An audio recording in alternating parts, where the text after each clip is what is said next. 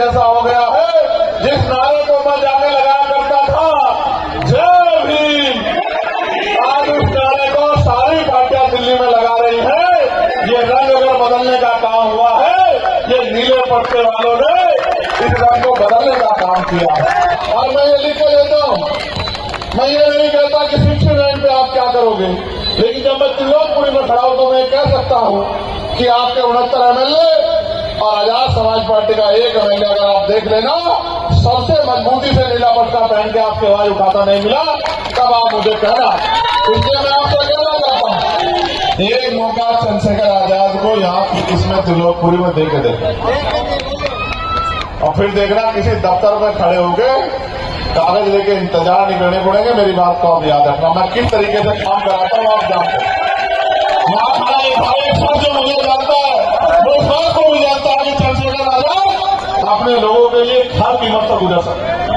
आप पता करा के देखना, मेरे मुकाबले का काम इन 7 महीनों में पूरे देश के अंदर कोई भी एमपी नहीं करा पाया। आप पता करवा के देखिएगा, मैं झूठ नहीं कहूंगा।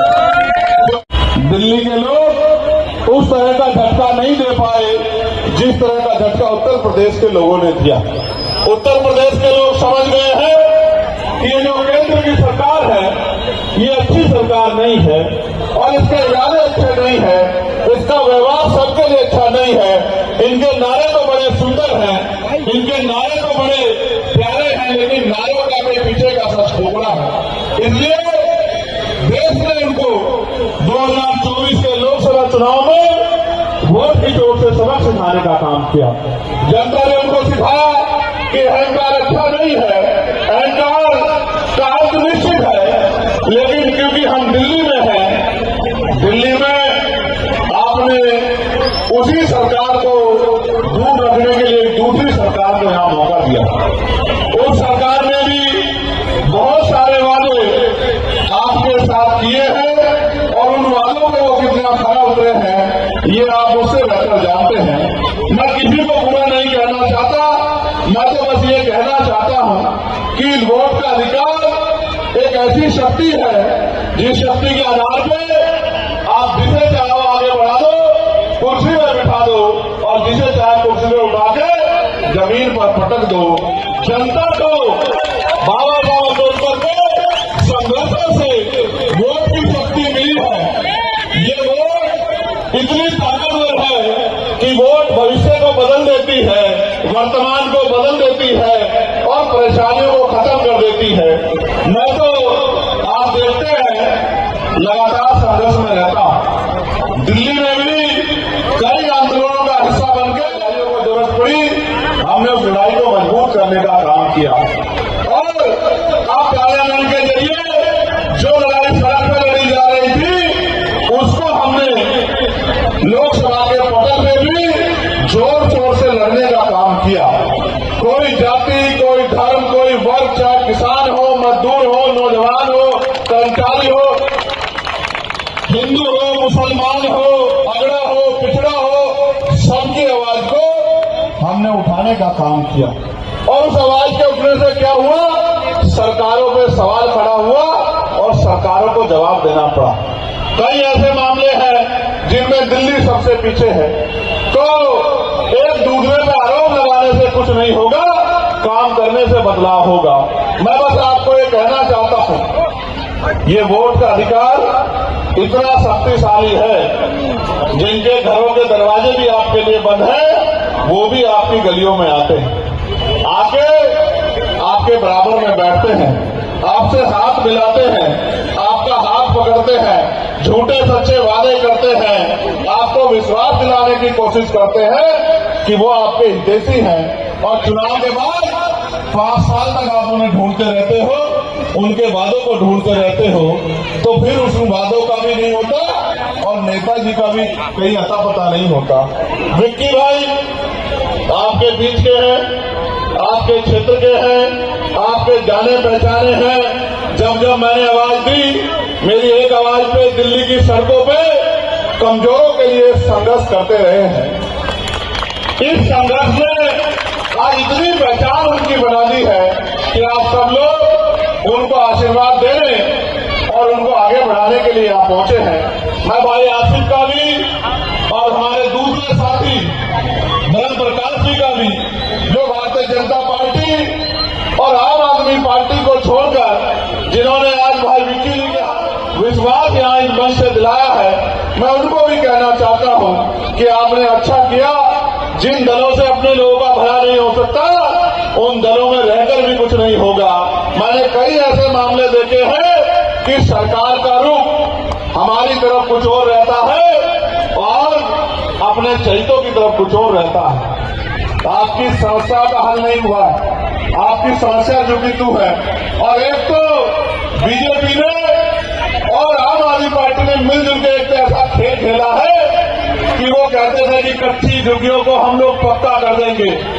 चुनाव के आते ही तो वो उनको याद आती है, क्योंकि उनमें गरीब, दलित, पिछड़े, मुसलमान, किसान, मजदूर तबके के लोग रहते हैं, लेकिन चुनाव के बाद 4.5 साल उनको उनकी याद नहीं आती। ये वो लोग हैं जो गांव से निकलकर यहाँ शहर में आए, मेहनत मजदूरी करने लगे, किसी दुकान पे काम करने लगे, ठेली लगाने लगे, रिक्शा चलाने लगे, छोटे मोटे खोखे खोल के अपने बच्चों का पेट पालने लगे और किसी तरह से सरकारी जमीन पर या सरकार के द्वारा जो जमीन जनता के लिए समर्पित की गई थी, उस जमीन पर बस गए। आज खतरा ये होता है उन जमीनों को खाली कराया जा रहा है। रोज नए नए ऑर्डर आते हैं और वो ऑर्डर आते ही हमारे लोग घबरा जाते हैं कि पता नहीं कल कौन सी बस्ती में बुलडोजर चलेगा। और जब ये बुलडोजर चलता है, जब ये जुल्म होता है, तो इधर वाले सत्ता पक्ष वाले भी बैठ के तमाशा देखते हैं और विपक्ष वाले भी बैठ के तमाशा देखते हैं। ऐसे में दिल्ली को ऐसे लोगों की जरूरत है जो दिल्ली की लड़ाई को लड़ सके, जो दिल्ली की आवाज बन सके, जो गरीबों के सामने खड़े हो सके, जो गरीबों की लड़ाई को मजबूत कर सके। और मैं मानता हूं कि आज त्रिलोकपुरी में मुझे कहने में कोई परहेज नहीं है कि मेरे छोटे भाई विक्की पाचा एक सिपाही बनकर इस क्षेत्र की सेवा करने का काम कर रहे हैं, इस क्षेत्र की लड़ाई को मजबूत करने का काम कर रहे हैं। हालांकि ये रिजर्व सीट है, आपको शेड्यूल कास्ट के व्यक्ति को मौका देना है। शेड्यूल कास्ट में भी जब आप वोट डालने जाओगे तो आपको ये भी निश्चित करना है जिसको आप वोट दे रहे हो वो चुनाव के बाद आपको मिल जाएगा नहीं मिल जाएगा। चुनाव के बाद आप उसका हाथ पकड़ पाओगे नहीं पकड़ पाओगे। चुनाव के बाद जिस नियत से आपने वोट दिया है, क्या वो उस नियत पे काम करेगा नहीं करेगा। वोट देते हुए तो अलग बात होती है, जब वोट मांगने लोग आते हैं, और वोट लेने के बाद अलग बात होती है। आप जानते हैं जब मैं नगीना में चुनाव लड़ रहा था तो बड़ी बड़ी पार्टियां कहती थी कि अकेला नौजवान क्या करेगा। दिल्ली के सारा रंग एक जैसा हो गया है। जिस नारे को मैं जाके लगाया करता था, जय भीम, आज उस नारे को सारी पार्टियां दिल्ली में लगा रही है। ये रंग अगर बदलने का काम हुआ है, ये नीले पट्टे वालों ने इस रंग को बदलने का काम किया है। आप सोचिए, जब मैं अकेला आपकी इतनी मजबूत आवाज बन के दिल्ली में खड़े होकर संसद के पटल पे आपके ऊपर होने वाले जुर्म को रोकने के लिए और अपनी तरक्की के लिए सरकार से सवाल पूछता हूं, तो सरकार के लोग मुझे रोकने की कोशिश करते हैं। वो ये नहीं जानते कि मैं जो लड़ाई लड़ रहा हूं, लड़ाई तो सरकार को लड़नी चाहिए, क्योंकि उनके पास कुर्सी है। वो कुर्सी मेरे पास नहीं है। अगर वो कुर्सी मेरे पास होती तो लड़ाई नहीं होती, क्योंकि फिर तो काम करने की बात आती। ये सरकार बोलती कुछ है केंद्र की और करती कुछ है, और स्टेट की सरकार का हाल आपने ही देखा है। मुझे कोई कहने में परहेज नहीं है, कोई बचा होगा जो जेल नहीं गया, और जो बच गया है उसका नहीं पता कि अगली बार रहेगा जेल जाएगा। ऐसे में ये जिनके पैर फंसे हुए हैं, हमारे यहाँ कहा जाता है जो खुद शिकंजे में फंसा हुआ है वो किसी की क्या मदद करेगा। ऐसे में आपको ऐसे व्यक्ति को मौका देना चाहिए जो इस शिकंजे से, जेल मुकदमे से डरता ना हो।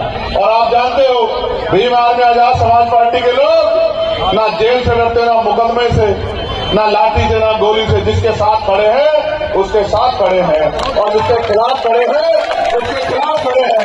ऐसे में मैं मानता हूं आपने सबको मौका दिया है, आपने सबको ताकत दी है। अपनी लड़ाई लड़ने के लिए आपने सबकी तरफ देखा है और सब ने आपके वोट को लेकर आपको ठुकराने का काम किया है। मैं आज भी याद है, एनआरसी का आंदोलन चल रहा था, केजरीवाल जी से पूछा मीडिया के लोगों ने कि शाहीनबाग में यहाँ ये सड़क जाम है, आप इस पे क्या कहना चाहते हो।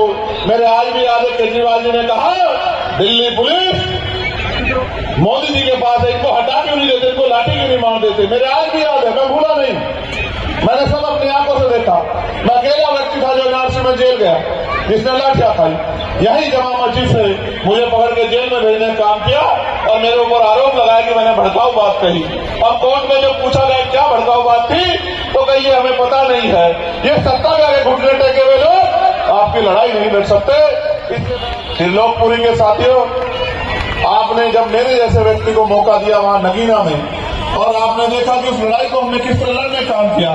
एक मौका आपको मेरे रूप में यहाँ मेरे छोटे भाई विक्की जो है, विक्की पारचा जी जो लगातार मेहनत कर रहे हैं, उनको भी देना चाहिए। और मैं ये लिख के देता हूँ, मैं ये नहीं कहता कि 69 पे आप क्या करोगे, लेकिन जब मैं त्रिलोकपुरी में खड़ा हूं तो मैं कह सकता हूं कि आपके 69 एमएलए और आजाद समाज पार्टी का एक एमएलए अगर आप देख लेना, सबसे मजबूती से नीला पट्टा पहन के आपकी आवाज उठाता नहीं मिला, तब आप मुझे कहना।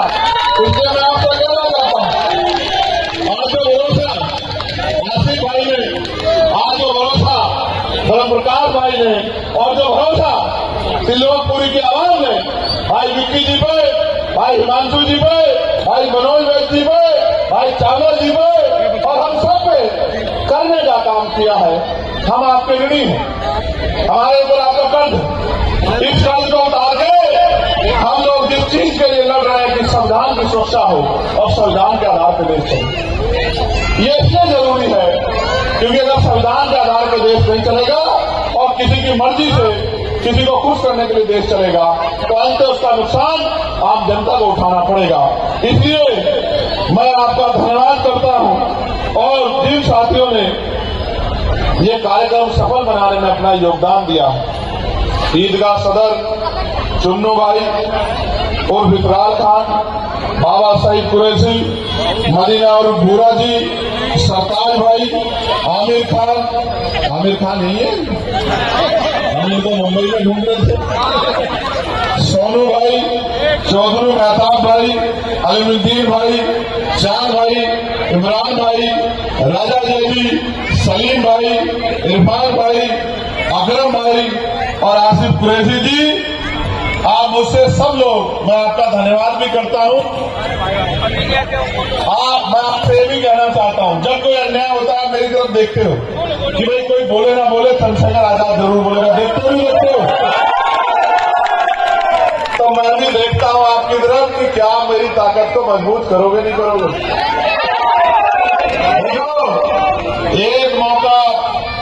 एक मौका चंद्रशेखर आजाद को यहाँ इसमें त्रिलोकपुरी में दे के देखा, और फिर देखना किसी दफ्तर में खड़े होके कागज लेके इंतजार नहीं करने पड़ेंगे। मेरी बात को आप याद रखना, मैं किस तरीके से काम कराता हूँ आप जानते हैं। जो मुझे जानता है अपने लोगों के लिए हर कीमत पर गुजर सकता है। तो मैं आपसे बस ये कहना चाहता हूँ, मैं यहाँ की टीम का भी धन्यवाद दूंगा। एक साथी था, मेरी कमर दर्द करने लगी, इतना आज आपने मुझे चढ़ाया, कभी इधर कभी स्वागत, कभी फूल फेंके। मैं आपका धन्यवाद करता हूँ, लेकिन ऐसा धन्यवाद मैं आपका तभी करूंगा, जब आप भाई विक्की जी के हाथ मजबूत करने का काम करोगे। मेरे जाने के बाद बड़े बड़े नेता यहाँ आएंगे, बड़ी लंबी चौड़ी बातें करेंगे। मैं उतनी लंबी चौड़ी बातें नहीं करता, क्योंकि मेरा विश्वास है कि बातों से ज्यादा आदमी को काम करना चाहिए। एक अगर देखना चाहते हो ना, तो ये पता करना कि जितने लोकसभा सदस्य किसने सबसे ज्यादा काम अपने लोकसभा क्षेत्र में कराया। आप आज चैलेंज करके कह रहा हूं, हेलो, आप पता करा के देखना, मेरे मुकाबले का काम इन 7 महीनों में पूरे देश के अंदर कोई भी एमपी नहीं करा पाया। आप पता करवा के देखिएगा, मैं झूठ नहीं कहूंगा, क्योंकि सब ऑनलाइन रिकॉर्ड में है।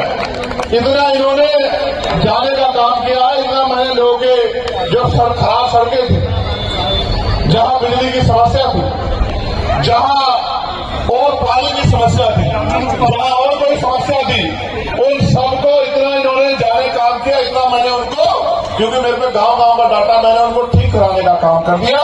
ये शक्ति आपने मुझे दी है, मैं आपका धन्यवाद करता हूं कि आप